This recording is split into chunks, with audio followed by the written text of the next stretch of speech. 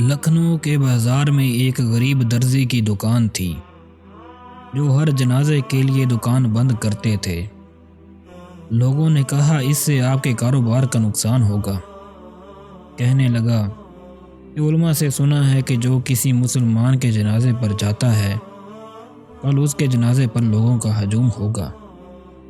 میں غریب ہوں، نہ زیادہ لوگ مجھے جانتے ہیں، تو میرے جنازے پر کون آئے گا؟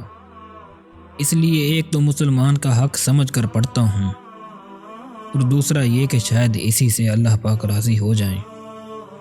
اللہ پاک کی شان دیکھیں کہ 1902 میں مولانا عبدالحی لکھنوی صاحب کا انتقال ہوا۔ ریڈیو پر بتایا گیا اور اخبارات میں جنازے کی خبر آ گئی۔ جنازے کے وقت لاکھوں کا مجمع تھا، پھر بھی بہت سے لوگ ان کا جنازہ پڑھنے سے محروم رہ گئے۔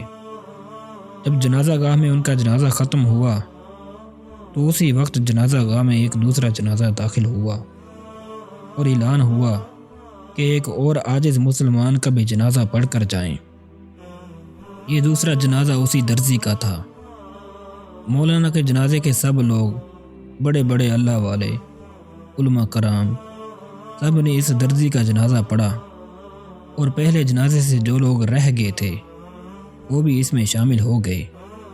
اس غریب کا جنازہ تو مولانا کے جنازے سے بھی بڑھ کر نکلا۔ اللہ پاک نے اس درزی کی بات پوری کر کے اس کی لاج رکھی۔ سچ کہا ہے کہ اخلاص بہت بڑی نعمت ہے۔